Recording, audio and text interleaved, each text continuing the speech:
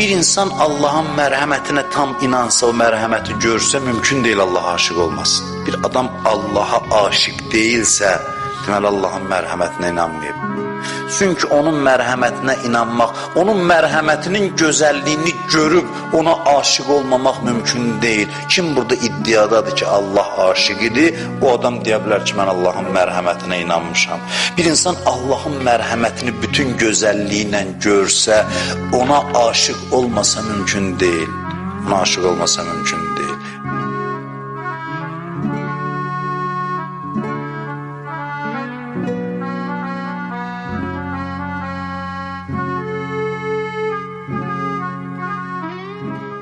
Bir insan Allah'ın mərhəmətinə tam inansa, o mərhəməti görsə, mümkün deyil Allah'a aşık olmasın. Bir adam Allah'a aşık değilsə, deməli Allah'ın mərhəmətinə inanmayıb.